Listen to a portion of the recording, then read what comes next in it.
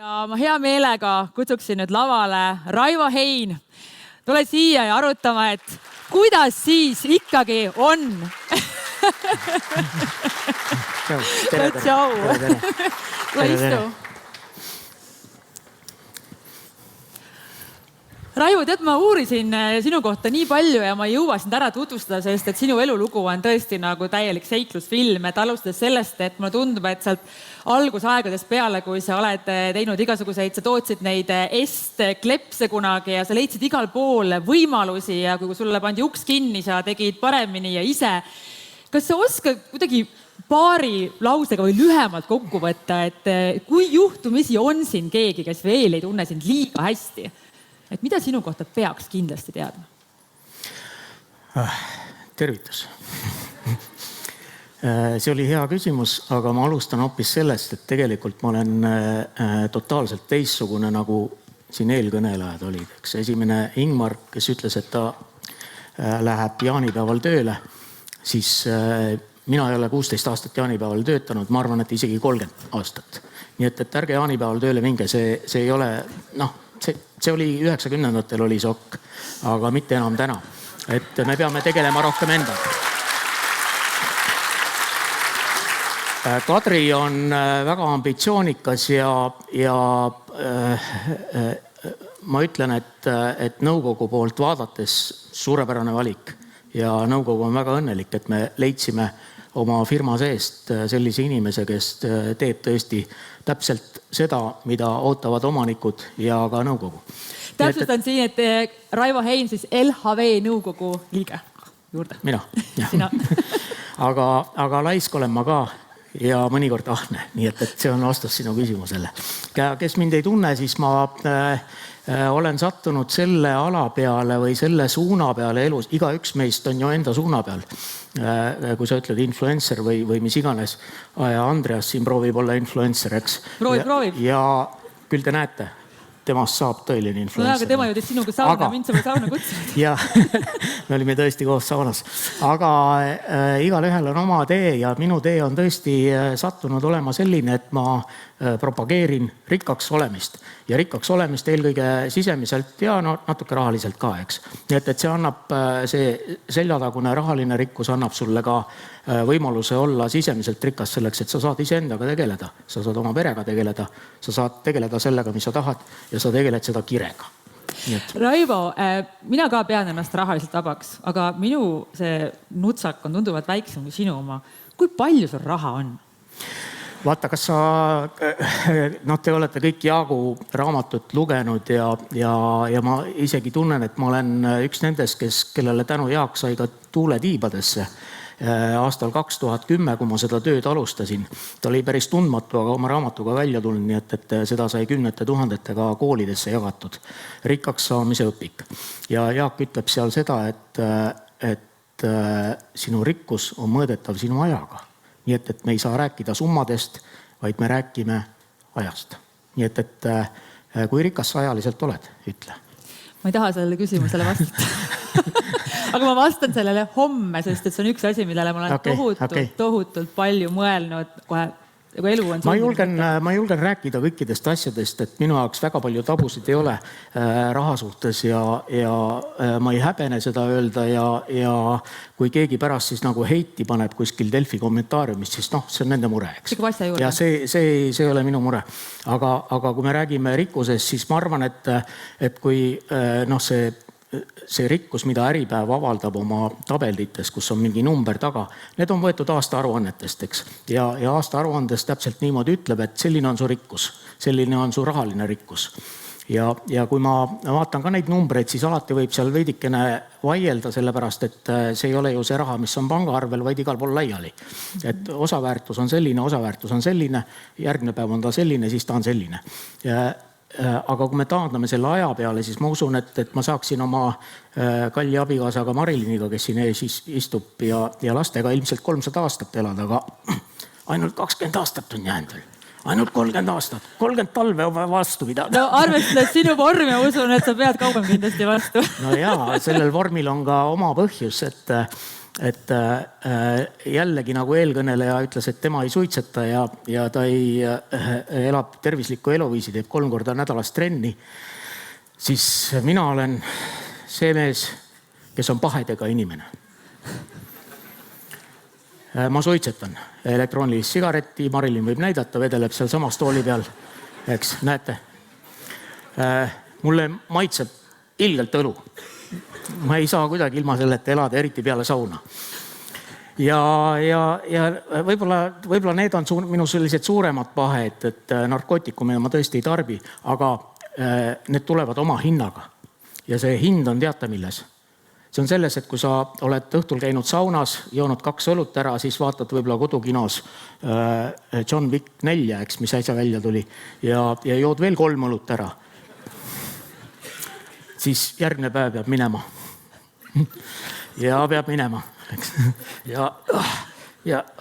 Eks sellepärast, et need asjad ei tule tasuta. Need tulevad kindlasti tasuga ja see tasu ei ole just meeldiv sinu kui inimese või sinu kui keha suhtes, eks, et sa pead kuidagi moodi sellest lahti saama. Nii et nauding ja piin käivad käsikäes. Midagi ei ole teha. Raivo, millal sa esimest korda tundsid, et sa oled rahaliselt vaba, sest et vaatasin, et kusagil 33 aastaselt sul oli vist umbes mingi 300 000 krooni.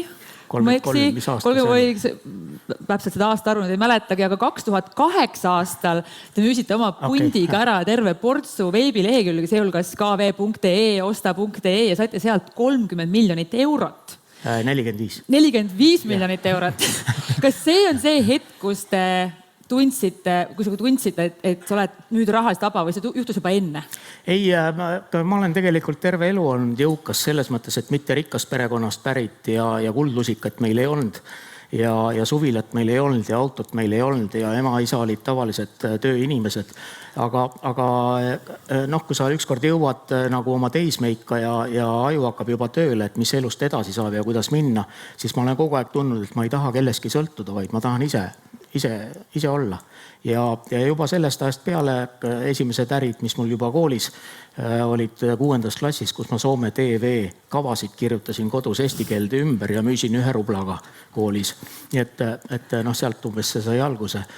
Aga ei, ma arvan, et ma arvan, et 92. või 3. aastast ma võisin juba enam-vähem nii-öelda selle aja tasemele lubada endale kõike, mis ma soovisin.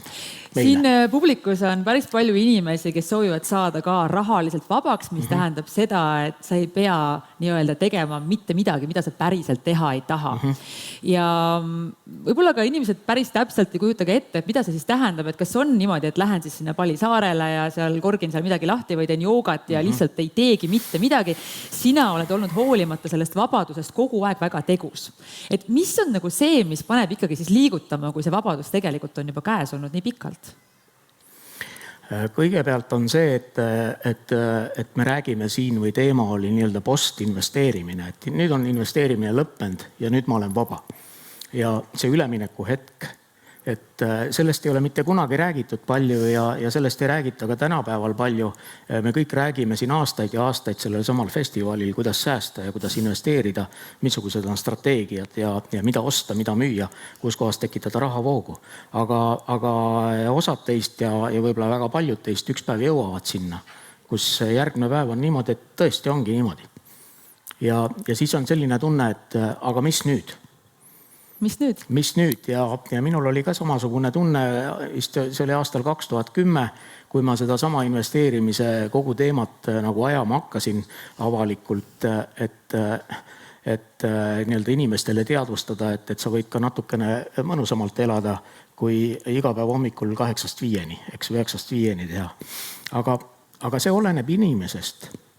See oleneb nii kuradi palju inimesest, et veel kord eelkõneleja rääkis, siis mitte Katri, aga üleilmne kõneleja rääkis, kuidas ta nagu ei saa olla ilma, et ta tööle ei lähe.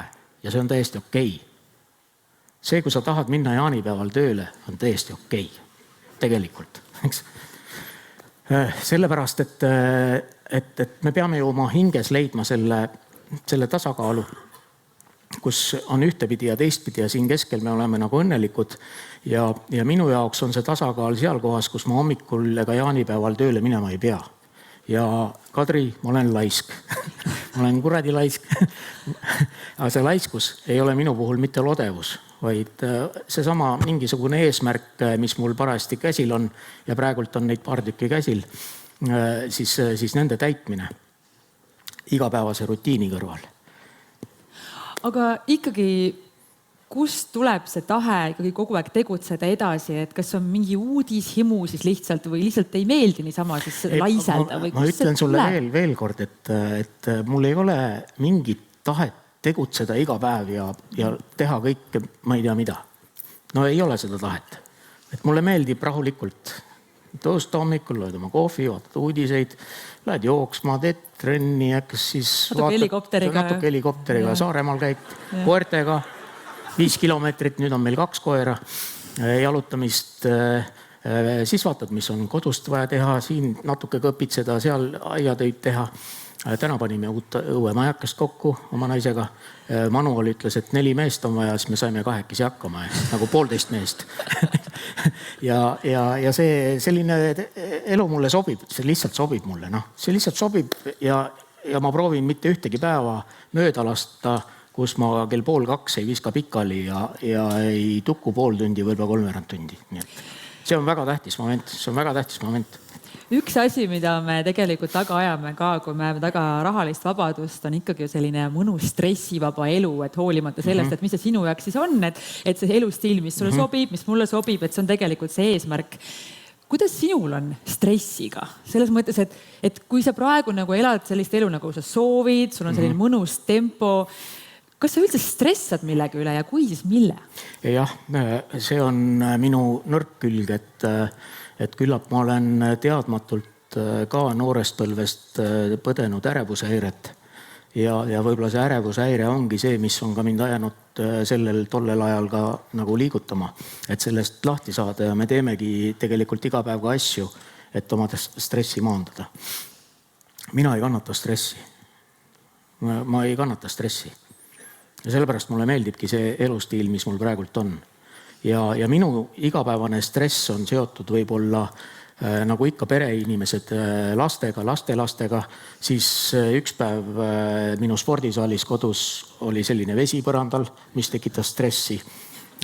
Kuidas teda välja saada sealt ja miks ta sinna üldse tekkis, miks ta tekkis. Ja kuidas ülevalt teiselt korruselt lillekastidest tilgub akentele vett, see tekitab minu stressi. Ja ehitaja ütleb, et ta ei tea, miks see nii on. Ja stressi tekitab ka see, kui ei saa liikuma minna ja olla koertega natukene liikumises. Nii et kes tahab liikuda, võtke koerad viivad teid liikuma. Nii et mul on oma stressid, mõnikord sa saad ka arveid, neid vastikuid arveid. Naine saadab mulle arve. Naine saadab arveid? Maksa ära. Ja see number ei ole mitte 3-kohaline ega 4-kohaline. Ja siis okei, aga ma ju võin maksta. Miks tekitavad arved ühel rahaliselt jõukal inimesel stressi? Ei, ikkagi see ei ole niimoodi, et... Ei viitsi maksta? Ei, mitte ei viitsi maksta, vaid nagu kõik siin eelnevad räägivad inimesed, et sul on mingid eesmärgid või rutiinid või see, kuidas sa tegeled oma asjadega, siis nendesse vahemikke ei mahu võib-olla mõni selline arve, mis sinna hüppab sisse. Eks? ja siis on niimoodi, et ka rikastel inimestel võib olla mõnikord nii, et vesi on siin. Et sa saad, oota, ma ei taha, vesi tuleb kaasa. Ei saa. Ja siis saad natuke, mõnus. Pumpas vee välja. Tuleb jälle, eks. Nii et sellised asjad tekitavad stressi.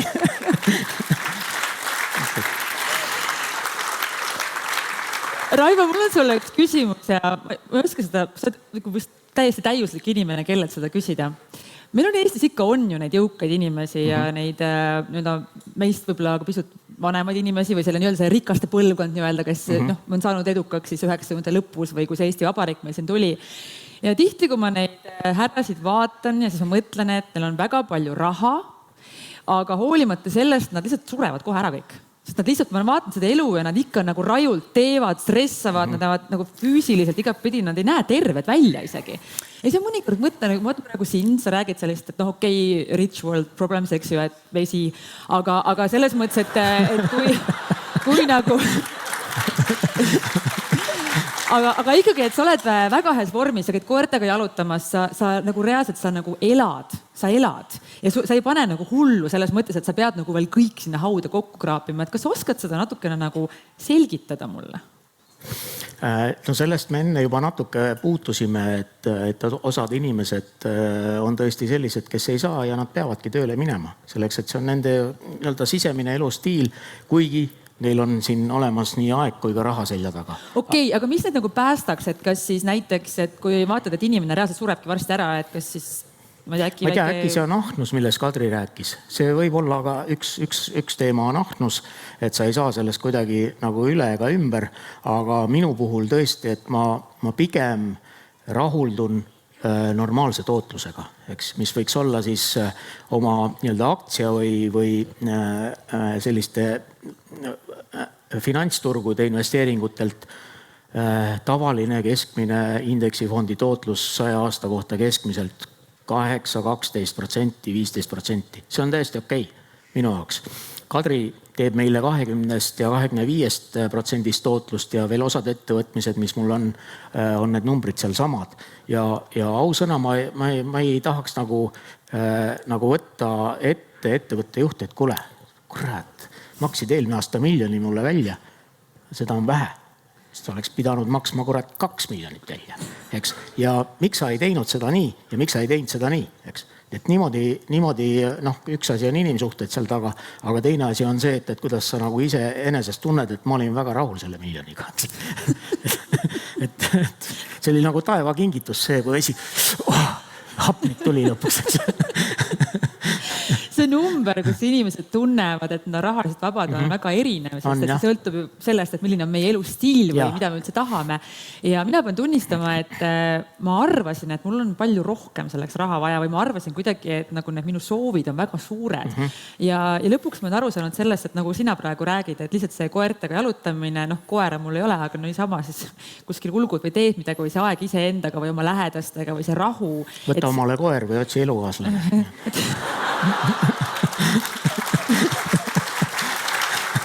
No Kadri siin enne tõi näited, et kuidas on selle meeste ja naiste suhtega siin, eks ju, et karjääri on tunduvalt lihtsam teha, kui endale meest leida. Ja ma neid ka kohe ei taha, kes kohe ära surevad.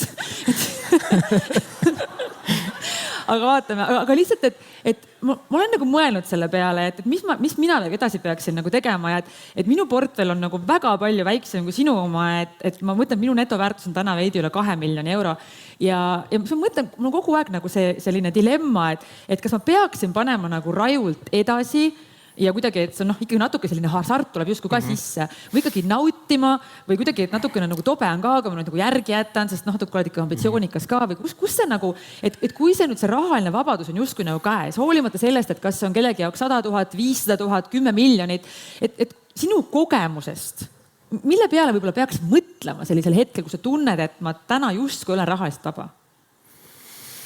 See oleneb vana tõde, see oleneb sinu kuludest, eks. Et kui sul on kulud kontrolli all ja tulud kontrolli all, siis sa võid täpselt teha seda, mida sa tahad. Ja kui sa tunned, et seda on vähe, siis sa paned edasi. Aga põhimõtteliselt nii, nagu vana tõde ütleb ja piibel ütleb meile, et mina ei kavatse elu lõpuni lõpetada investeerimist. Selles mõttes. Ma laksan iga kuu börsile 10 000, 20 võib-olla 30 000 eurot ja ma teen seda üks kord kuus ja ma vaatan siis nädalas korra, kuidas asjad toimivad. Ja ma olen pikaaegne ja see on distsipliin ja niimoodi peab tegema. Sellepärast, et kui sa tahad kuhugile jõuda, siis sa pead seda tegema igapäevaselt. Nii nagu kõik ülejäänud kõnelejad siin täna ja homme räägivad ka, sul peab olema eesmärk, eks. Ja kui teil on eesmärk see, et te tahate natukene saada ajaliselt vabaks, ma ütleksin enne kõike, mitte rahaliselt, vaid siis te peate olema distsiplineeritud. Ja see ei tähenda päevasisest distsipliini, et te hommiku kell 8 teete seda ja kell 9 seda, aga et te teete järgmised 10 aastat korra kuus, 2 korda kuus oma toiminguid, mis tagavad teile mingisuguse tulemuse. Ja siis te teete mitte seda 10 aastat, vaid teete veel 20, 30 ja 40 aastat. Eks? Ja sõltumata sellest, kas teie rahaline vabadus juba on olemas, sõltumata sellest te teete seda. See ilus ja kaunis filosoofiline küsimus, et kas minna hauda 1 miljon pangaarvel või 1 miljon võlgu Kadri pangale. Igaüks teist peab vastama sellele ise. Ja mina eelistaksin pigem seda esimest varianti, kuigi ega sealt lõpuks midagi head ei tule. Sellepärast, et see sama vana Hiina vanasõna, mis ütleb, et riisipõllule mitu põlvkonda? 3. Esimene põlvkond teeb korraliku põllu ja teenib ilusti raha, teeb suurema põllu, teenib veelgi rohkem raha ja saavad jõukaks. Teine põlvkond elab selle sama jõukuse najal rahulikult ja nad saavad ka sellega hakkama oma elus, aga 3. põlvkond, kellel ei ole enam seoseid nii väga esimese põlvkonnaga, nemad lähevad varsti riisipõllule tagasi, uuesti oma väärtust otsima ja looma. Eks? Nii et see 1 miljon pangaarvel jätta lastele, siis see on nende mure. See ei ole enam minu mure. Aga ma parem ei jää Kadrile võlgu, eks. Kui ma tõesti võimenduseks seda laena ei vaja. Raivo, sul on imeline, kaunis ja tark abikaasa, kellega sa oled... Kui kaua te koos olete olnud? 33 aastat. 33 aastat. Marilyn, tõuse püsti, näita ennast. Tõuse püsti. No tõuse nüüd, noh. Ta on tagasi hoidlik. Aga ma naisena ka sinna ikkagi natuke vaatan ringi ja mõtlen, et sa ei ole nagu kaasa läinud selle, et ta enam ei ole trend, nagu 20 aastat noorema naise, et peab võtma 40 aastat noorema naise. Et ikkagi, et mis sul viga on? Ma magasin õige hetke maha. Ei, aga miks? Nüüd on hilja. Ei, kuidas nagu, te olete nii tugev liit, nii harmooniline, teid on nagu hea vaadata, et te kuidagi nagu annate nagu lootust, et asjad siin kuidagi ilmas võivad kesta. Kuulge, et kus see, Katri, kuule, see ei ole nii nagu väljaspoolt kõik paistab, nii ilus. See ei ole niimoodi. Oot. See ei ole niimoodi. See kooselu meil ja ilmselt ka kõigil teil on täpselt ühesugune. Seal on up ja seal on down. Eks? Ja me kõik elame neid sinusoide läbi, nii nagu on hommik ja päev ja õhtu. Eks? Nii et kõik taandub sellele, nagu me Mariliiniga ise ka räägime, et kui palju te olete kompromissi valmidusega tegema kompromisse. Need 2 puud, mis seisavad seal, mõlemad on 50 aastat seisnud ja siis tuleb suur torm. Ja mida puu teeb tormiga? Puu teeb kompromissi tormiga, ta paindub. Eks? Ta teeb niivõrd suure kompromissi kui võimalik. Eks? Ja kui ta nüüd otsustab, et ta enam ei paindu, siis mis juhtub? Eks? See tähendab, et puu ei läinud enam tuulega kompromissile. Eks? Nii et ka meie elu ja ka teie elu on täis iga päev ja kogu aeg kompromisse. Nii et see niimoodi on. Jah, see... Milline on üks... Ei, ta on, mitte ta, vaid see on niimoodi, et tõesti algul on armumine ja kirg ja suur, aga tegelikult aja jooksul tekib armastus. Eks? Minu armastus on siin.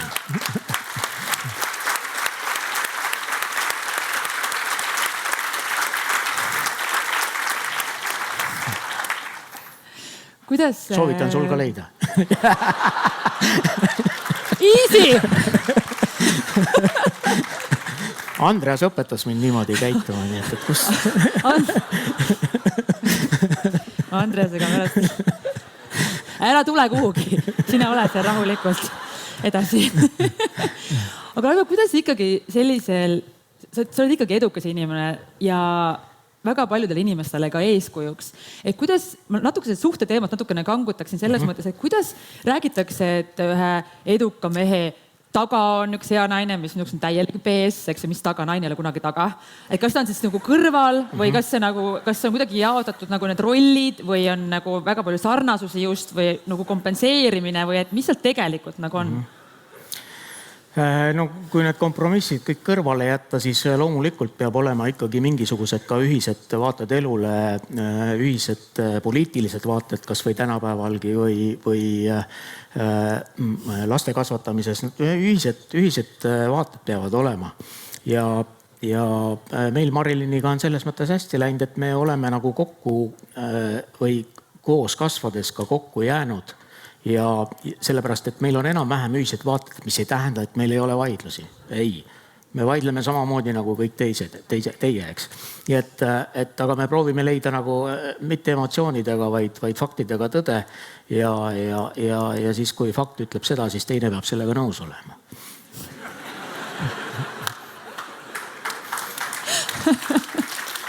Kuigi täna meil oli ka üks väike vaidlus. Kas ma räägin sellest? Kui me oma maja panime püsti. Mida ei mäleta pole olnud, jah? Väga hea vastus.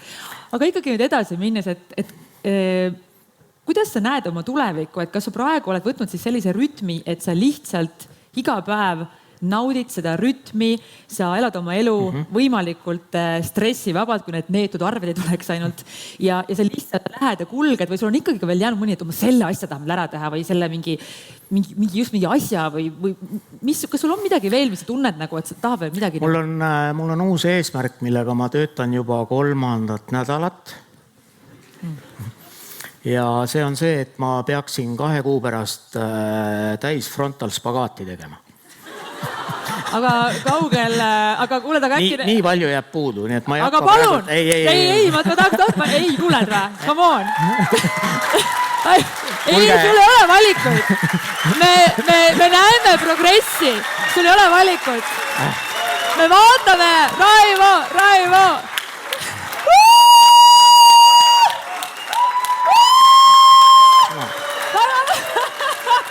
Nii palju jääb puudu. Väga hea. Järgmise aasta investeerimisfestivali vaatame, kas sa lükkad selle spagaadi täiesti ära. Sul jääb nii palju praegu täpselt puudu. Pöial käib vasta mune, nii et saab hakkama. Aga 3 nädalat tagasi oli see nii palju, eks nii, et... Ma ei hakka enne sooritust siin esitlema, aga me järgmisel investeerimisfestivali, tegelikult kuna sa oled ka Instagramis väga aktiivne, siis me tegelikult saame seda ju Instagramis võib-olla näha, siis mõne aja... No küllap saate, jah. Küllap ikka saate. Küllap saate. Nii et see on minu praegune eesmärk ja selle nimel ma elan iga hommikul. Härkan, lähen jooksma ja siis spagaati tegema. Kas sul on niisid, et see eesmärk tuleb järgmise eesmärgi või sul on ka sellele eesmärgiga seotud mingi suurem eesmärk? Ma olen tegelikult alati pannud endale mingid suuremaid eesmärke ka varasemalt oma elus. Eriti siis, kui ma olen nagu ümmarguse sünnipäeva läbi elamas või tulemas. Nii et kui ma sain kunagi 40-aastaseks, mis oli juba päris palju aastaid tagasi, siis ma otsustasin ära õppida step-tantsu. Ja ma aasta aega käisin Aleksandr Ivaškevitši juures trennis ja tõesti, ma tantsisingi lõpuks steppi.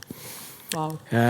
Edasi ma otsustasin siis, kui ma 50 hakkasin saama, et ma pean saama helikopteri load kätte. Ja täpselt 2 nädalat enne, kui ma 50 sain, ma need load ka kätte sain ja kopteriga ostsin. Nüüd, kui ma hakkan varsti 60 saama, milleni on veel palju aega. Väike Boeing? Ei, need asjad ei ole tähtsad ju teada, eks. Aga eesmärk on tähtis ja see teekond sinna. Kadri ütles väga hästi selle kohta, nii et teekond sinna inimeste abiga. Nii et siis tegelikult oli see plaan juba 4 aastat tagasi, kui ma kuskil televisioonis ka esinesin ja istusin ka seal ooteruumis ja Ott oli minu kõrval ja siis ma ütlesin Otile, ma ei tundnud teda, Ott Kiivikas. Ott, et kuule, et nüüd oleks vaja hakata, et peaks see väike paksuke poiss selline väikest kasvu ja 80 kilo, et see ei ole nagu see, mis peaks olema, eks. ja siis teeme selle 55. või 60. sünnipäevaks ära, siis me tegime enam-vähem 55. selle ära. Nii et nüüd on spagaat, on küll 3-kuune projekt, aga 60. peab ta käes olema. Tuleb ära. No vast tuleb. Raivo, aga ikkagi unistuste, me kõik unistame ja meil on kõigil erinevad, mitte ainult eesmärgid, vaid ka ikkagi unistused, sest see on, need on ägedad, need sinu eesmärgid, need spagaadid ja helikopter ja kõik, aga ikkagi nagu kas sa oled inimene, kes mõtleb kuidagi, et ma ei tea, world peace või mingi kuidagi nagu ka selliselt, et kas sa kuidagi, kas sul on ka mingeid selliseid suuri selliseid eesmärke, kus sa mõtled, et sa pead kindlasti sinna kuidagi käe külge panema või midagi, just mingisugune missioon, mis sind läheb nagu kuidagi kripeldab? Ei, ma proovin hoiduda sellistest asjadest. Ei. Et ma ei kavatse midagi suurt ja võimast teha, kui ainult kosmosesse lennata, mis varsti juba tuleb. Vaata, see allveelaev käis ka juba ära. Käis ära, nii et kosmoselaevas on vastupidi, et kui allveelaevas on 3000 sekundit, kus siis kosmoses on nii, et vastupidi. Kõik kukub välja, eks läheb tagurpidi katki, nii et see on eesmärk, aga eesmärk sellest hoiduda, aga kui me räägime siin sellest, Kadri ütles, et naised saavad kõik võimule varsti, siis tegelikult ärge uskugi seda. Mis ärge uskugi? See on ESG, see on Euroopa rohepööre, mis käsib naisi valida nõukogudesse ja panna need direktoriteks. Mida? Aga seoses sellega, see oli nali muidugi ja et me just eile Mariliniga jalutasime ja siis arutasime seda nii ESG asja ja kõike muid asju ja rohepöördeid ja siis ma ütlesin talle, et küll aga et see on jõle lahe küll, aga kui palju see meid otseselt puudutab, eks? Et see nagu igapäevaselt ei puuduta meid väga palju kui see, et suur auto on ja peab maksma maksu ja õnneks on ka elektriautod, mis ei ole siis niivõrd maksukulukad, aga see ei ole vist ilmselt meie mure, et äkki me oleme nagu Louis XIV päikesekuningas, kes ütles, et peale mind tulgu või veeuputus. Et kui palju ma saan mõjutada seda, et peale mind veeuputus ei tuleks?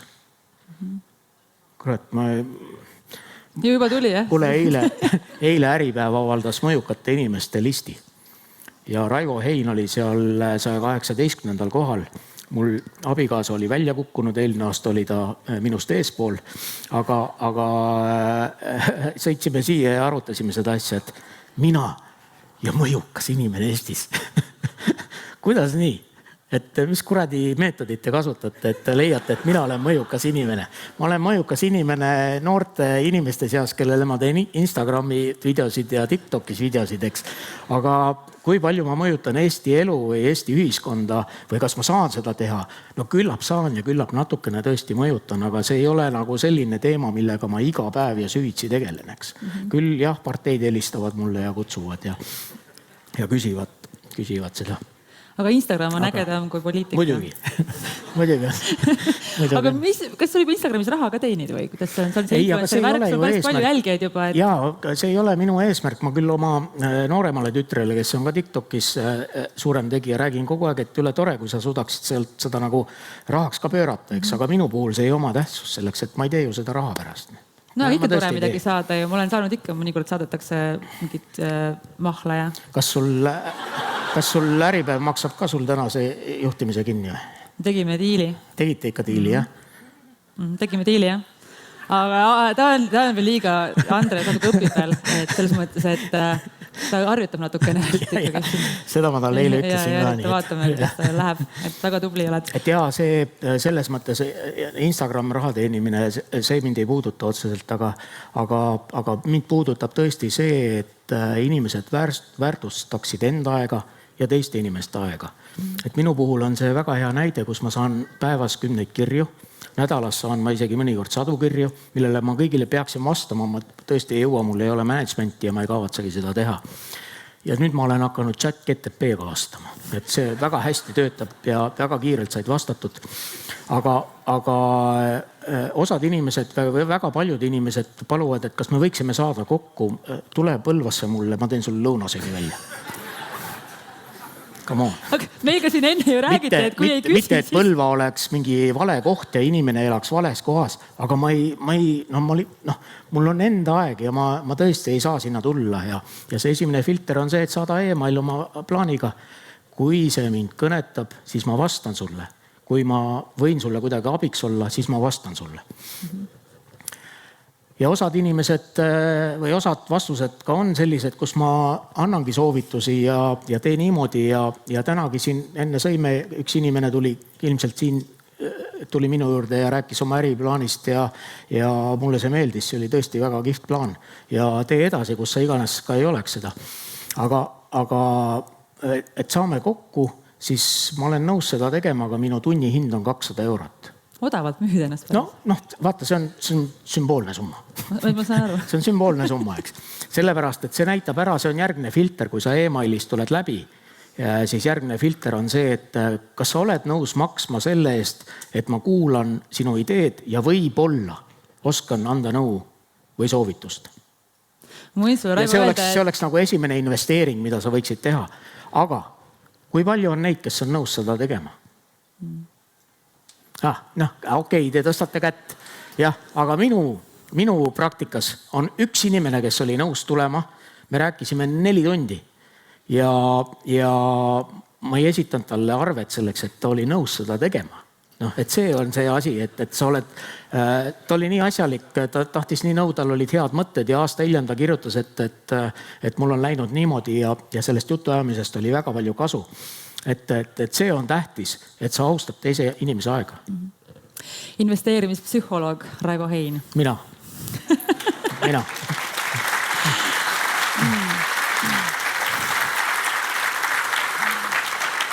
Raivo, täna sellel nädalavahetusel on investeerimisfestivalil 1600 osalejat ja kõik need inimesed, kes on siia kogunenud, nendel on siiski ka soov elada paremini ja raha paratamatult on selle üks suur osa tänapäeval, et me saaksime elada paremini. See on üks väga, mitte suur osa, vaid päris peamine osa, sellepärast, et kuidas öeldakse, et vaene, kes teist tahab olla vaene? Mitte eriti. Kes teist tahab, võtame rikastelt raha ära. Näe, mõned on. Ma tean seda poissi ja pädega pärast võtake rääkima. Mina tahan. Jah, juba on rohkem, kes tahab olla. Et see kahjuks see niimoodi on. See võib tõesti öelda, et kas raha teeb õnnelikuks või ei tee, aga raha aitab sul õnnelik olla ja need samad unistused, millest sa enne rääkisid, siis selle kohta on mul väga hea ütlus, et olge head. Unistused helistavad teile iga päev. Ja te elate nende unistustega koos, te lähete koos magama, te ärkate nende unistustega koos. Ja nad helistavad teile jälle. Aga mis juhtub? Te ei võta seda toru vastu. Te ei astu oma esimest sammu, et seda sama spagaati teha või mis iganes, mis teie eesmärgid on. Et see on see kõige tähtsam moment selle asja juures. Võtke oma telefon vastu ja tehke midagi, rääkige oma unistustega ja viige nad ellu. Selleks, et nad tahavad sealt telefonitorust välja ronida ja tulla teie sisse. Eks. Et miks te seda ei tee? Tehke seda. Tehke. Aitäh, Raivo Hein. See oli väga inspireeriv. Võtame oma unistused vastu. Raivo, viimane küsimus, väga oluline. Kas investeerijad siin ja rahvas siin sinu kõhtult sauna ka saab? Sauna tuled? Ja kes tuleb mulle kopterimajja külla, siis seal on mul väga ilus saun koos selle sama ilusa ahjuga ja saab seal saunas ka käia. Et oleme oodatud. Aga kõik muidugi ei mahu korraga sinna sisse, et nii suur ta ka ei ole. Kuigi mulle meeldib öelda, et ükski asi pole nii suur, et ta on liiga suur, eks.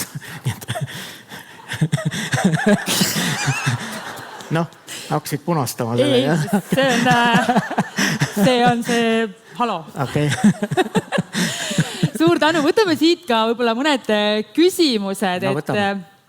Et meil on siin paaris küsimuseks veel aega, et kas keegi publiku hulgas soovib midagi küsida? Käed.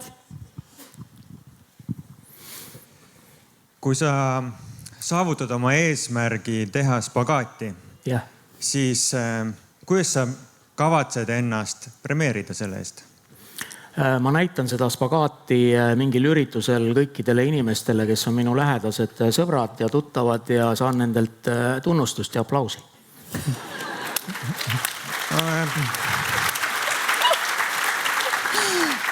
See oli natuke laiem küsimus selles suhtes, et kui sa midagi enda elus saavutad, siis kas sa pead enda premeerimist oluliseks vaheetapiks, enne kui sa uue eesmärgi juurde lähed? Ei, preemia ei ole seal mingit tähtsust. Ei oma selleks, et kui sa kuhugile oled teel ja mingit eesmärki proovid täita ja kui sa rääkisid enne siin edukusest, siis edukust ei mõõdeta ju rahaseks. Edukust mõõdetakse hoopis teiste mõõdikute alusel, eks, ja edukas on ikkagi see inimene, kes teeb oma asja kirega, teeb oma asja hästi. Ja mulle meeldib öelda, et edukus on või raha on nagu selline, kui sa õhtul sõpradega kõvasti sööd grillvorsti ja jood õlut peale ja siis hommikul on sul vaja minna tualetti, et ennast kergendada, siis raha ongi see nii-öelda tulemus, eks. Sa oled söönud hästi, sa oled joonud mõnusalt. Ma ei tea, sinu tualett. Ühesõnaga, mis ma tahan öelda, on see, et te olete edukas siis, kui te teete midagi sellist, mis läheb teistele inimestele korda, sellepärast, et te teete seda hästi. Ja teised inimesed on nõus selle eest ka raha maksma. Nii et raha on tulemus, mitte põhjus või eesmärk. Eks. Aitäh, võtame ühe küsimuse veel. Tere Raivo ja Katri, aitäh, väga huvitav kuulata teie vestlust. Jah, okei. Ma sooviks teie mõlema vastust sellele küsimusele, et natuke rahapsühholoogiast, et mis teie meelest on kõige suurem vale arusaam, mis väga tihti inimestel on rahaga seoses või mingisugune uskumus, mis meile üldse teeneid ei tee. Et sooviks mõlema vastust.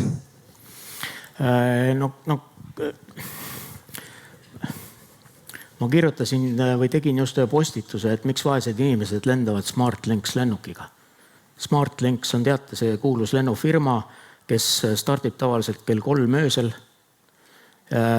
Siis ta lend lükatakse edasi 24 tundi. Ja siis, kui ta ükskord õhku saab, siis ta pöördub tagasi selleks, et tehniline rike oli. Ja kui te lõpuks olete seal Egiptuses Sharm el Sheikis, siis ta ei tule teile järgi. Eks. Aga miks inimesed seda teevad? Sellepärast, et SmartLynx pakub nagu praktiliselt ilma rahata seda lendu. Eks.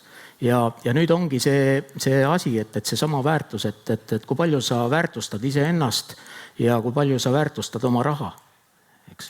Nii et see on minu vastus. Mõtle sealt see filosoofia juba edasi. Korraks täpsusta küsimust, et mis on see põhiline vale arusaam, mis nagu on siis, kui sa rikkaks ja okei. Ma arvan, et võib-olla see, et kui sul on rahaliselt hästi, siis tekib neid inimesi, kes arvavad, et sul on kuidagi väga palju lihtsam kui teistel inimestel. Need on heiterid on need. Heiterid.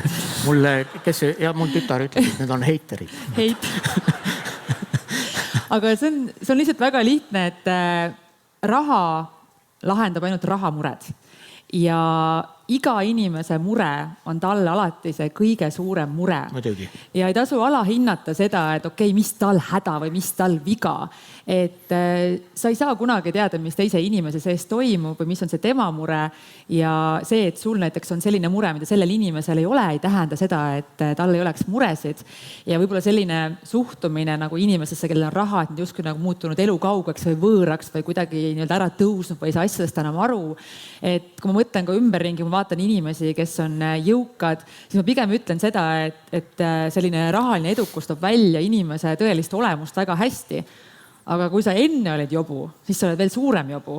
Ja kui sa olid enne hea inimene, siis sa oled peale rahalise edukuse saavutamist veel parem inimene. Ja see võib olla selline asi, mis ma tunnen, et võib-olla inimesed tihti võib-olla kõik ei saa sellest väga hästi aru. Jah, nii on. Tubli. Raivo Hein, aitäh! Suur aitäh sulle! Aitäh! Jah, aitäh! Loodan, et sa oled vigastanud. Siiamaani on kõik korras.